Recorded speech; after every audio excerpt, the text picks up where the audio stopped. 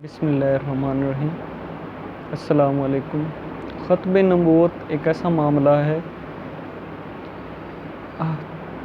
جو سچا مسلمان ہے، اور ہر مسلمان کو اس موضوع پر بالکل اسٹرکٹنس دکھانی ہوگی۔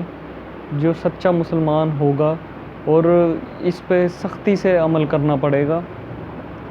تھوڑی سی بھی گنجائش ختم نبوت پر کسی کو بھی نہیں، بالکل ہر مسلمان کو نہیں دینی چاہیے، کیونکہ یہ بہت بڑا اٹیک ہے ایک مسلمان کے اوپر۔ اب جس مسلمان کے اندر غیرت ہوگی تو وہ اس کا بھرپور جواب دے گا۔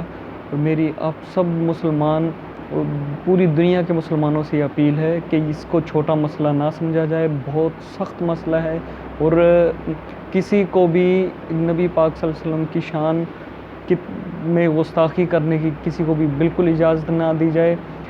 ختم نبوت امام ابو حنیفہ کا قول ہے کہ ان کے دور میں کسی شخص نے دعویٰ کر دیا نبوت کا، تو انہوں نے حضرت امام ابو حنیفہ فقہ کے امام ہیں سب سے بڑے، ان سے پوچھا تو انہوں نے کہا کہ اس بندے نے آپ کو مناظرے کا چیلنج کر دیا۔ آپ نے کہا کہ میں آپ کا چیلنج ایکسیپٹ نہیں کرتا ہوں، اور جو آپ سے آپ کا دعویٰ اور آپ کے جو جتنے بھی آپ کے کمنٹس ہیں، جتنی بھی باتیں آپ سے سننے جائے گا، وہ بھی اسلام سے خارج ہے، کیونکہ ہمیں اس بات پر بالکل شک نہیں ہے کہ ہمارے نبی آخری نبی تھے یا نہیں تھے۔ ہمارا نبی پاک صلی اللہ علیہ وسلم پر یہ عقیدہ ہے کہ وہ آخری نبی رسول تھے، ہیں اور رہیں گے، اور قیامت تک آپ کے بعد کوئی نبی دنیا میں نہیں آئے گا۔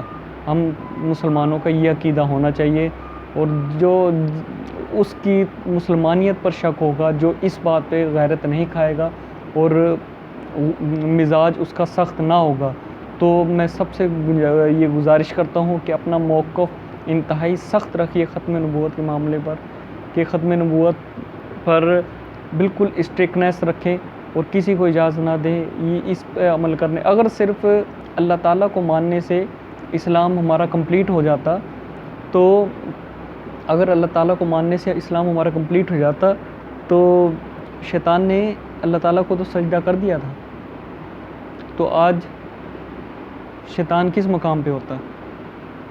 تو صرف اللہ تعالیٰ کو ماننے سے نہیں، اللہ تعالیٰ کو ایک ماننا اور نبی پاک صلی اللہ علیہ وسلم کو اللہ کا آخری نبی ماننا، یہ اسلام کی بنیادی عقائد میں سے ایک ہے۔ تو اس پر ہم سب کو غور کرنا چاہیے اور اس پر عمل کرنا چاہیے۔